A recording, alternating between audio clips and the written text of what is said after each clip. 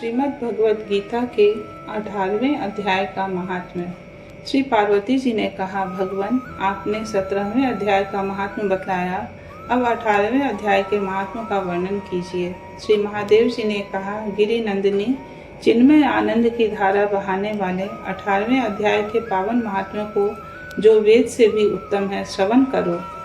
यह संपूर्ण शास्त्रों का सर्वस्व कानों में पड़ा हुआ रसायन के समान तथा संसार के यातना जाल को छिन्न भिन्न करने वाला है। सिद्ध पुरुषों के लिए यह परम रहस्य की वस्तु है। इसमें अविद्या का नाश करने की पूर्ण क्षमता है। यह भगवान विष्णु की चेतना तथा सर्वश्रेष्ठ परम पद है। इतना ही नहीं, यह विवेकमयी लता का मूल, काम, क्रोध और मद को नष्ट करने वाला, इंद्र आदि देवताओं के चित्त का विश्राम मंदिर तथा सनक सनंदन आदि महायोगियों का मनोरंजन करने वाला है। इसके पाठ मात्र से यमदूतों की गर्जना बंद हो जाती है। पार्वती, इससे बढ़कर कोई ऐसा रहस्यमय उपदेश नहीं है जो संतप्त मानवों के त्रिविध ताप को हरने वाला और बड़े बड़े पातकों का नाश करने वाला हो। 18वें अध्याय का लोकोत्तर महात्म्य है। इसके संबंध में जो पवित्र उपाख्यान है, उसे भक्ति पूर्वक सुनो। उसके श्रवण मात्र से जीव समस्त पापों से मुक्त हो जाता है। मेरुगिरी के शिखर पर अमरावती नाम वाली एक रमणीय पुरी है।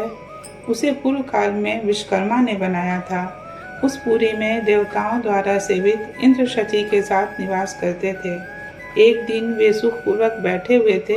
इतने ही में उन्होंने देखा कि भगवान विष्णु के दूतों से सेवित एक अन्य पुरुष वहां आ रहा है। इंद्र उस नवागत पुरुष के तेज से तिरस्कृत होकर तुरंत ही अपने मणिमय सिंहासन से मंडप में गिर पड़े। तब इंद्र के सेवकों ने देवलोक के साम्राज्य का मुकुट इस नूतन इंद्र के मस्तक पर रख दिया। फिर तो दिव्य गीत गाती हुई देवांगनाओं के साथ सब देवता उनकी आरती उतारने लगे। ऋषियों ने वेद मंत्रों का उच्चारण करके उन्हें अनेक आशीर्वाद दिए। गंधर्वों का ललित स्वर में मंगलमय गान होने लगा। इस प्रकार इस नवीन इंद्र को 100 यज्ञों का अनुष्ठान किए बिना ही नाना प्रकार के उत्सवों से सेवित देखकर पुराने इंद्र को बड़ा विस्मय हुआ। वे सोचने लगे, इसने तो मार्ग में न कभी इसलिए बनवाए हैं, न पोखरे खुदवाए हैं और न पथिकों को विश्राम देने वाले बड़े बड़े वृक्ष ही लगवाए हैं।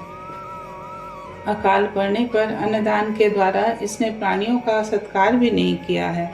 इसके द्वारा तीर्थों में सत्र और गांवों में यज्ञ का अनुष्ठान भी नहीं हुआ है। फिर इसने यहाँ भाग्य की दी हुई ये सारी वस्तुएं कैसे प्राप्त की हैं? इस चिंता से व्याकुल होकर इंद्र भगवान विष्णु से पूछने के लिए प्रेम पूर्वक क्षीर सागर के तट पर गए और वहाँ अकस्मात अपने साम्राज्य से भ्रष्ट होने का दुख निवेदन करते हुए बोले, लक्ष्मीकांत, मैंने पूर्व काल में आपकी प्रसन्नता के लिए 100 यज्ञों का अनुष्ठान किया था। उसी के पुण्य से मुझे इंद्र पद की प्राप्ति हुई थी, किंतु इस समय स्वर्ग में कोई दूसरा ही इंद्र अधिकार जमाए बैठा है। उसने तो न कभी धर्म का अनुष्ठान किया है और न यज्ञों का। फिर उसने मेरे दिव्य सिंहासन पर कैसे अधिकार जमाया है? श्री भगवान बोले, इंद्र, वह गीता के 18वें अध्याय में से 5 श्लोकों का प्रतिदिन पाठ करता है। उसी के पुण्य से उसने तुम्हारे उत्तम साम्राज्य को प्राप्त कर लिया है। गीता के 18वें अध्याय का पाठ सब पुण्यों का शिरोमणि है। उसी का आश्रय लेकर तुम भी अपने पद पर स्थिर हो सकते हो। भगवान विष्णु के ये वचन सुनकर और उस उत्तम उपाय को जानकर इंद्र ब्राह्मण का वेश बनाए गोदावरी के तट पर गए। वहाँ उन्होंने कालिका ग्राम नामक उत्तम और पवित्र नगर देखा, जहाँ काल का भी मर्दन करने वाले भगवान कालेश्वर विराजमान हैं। वहीं गोदावरी तट पर एक परम धर्मात्मा ब्राह्मण बैठे थे, जो बड़े ही दयालु और वेदों के पारंगत विद्वान थे। वे अपने मन को वश में करके प्रतिदिन गीता के 18वें अध्याय का स्वाध्याय किया करते थे। उन्हें देखकर इंद्र ने बड़ी प्रसन्नता के साथ उनके दोनों चरणों में मस्तक झुकाया और उन्हीं से 18वें अध्याय को पढ़ा। फिर उसी के पुण्य से उन्होंने श्री विष्णु का सायुज्य प्राप्त कर लिया। इंद्र आदि देवताओं का पद बहुत ही छोटा है, यह जानकर वे परम हर्ष के साथ उत्तम वैकुंठ धाम को गए। अतः यह अध्याय मुनियों के लिए श्रेष्ठ परम तत्व है। पार्वती, 18वें अध्याय के इस दिव्य महात्म्य का वर्णन समाप्त हुआ। इसके श्रवण मात्र से मनुष्य सब पापों से छुटकारा पा जाता है। इस प्रकार संपूर्ण गीता का पाप नाशक महात्म्य बतलाया गया।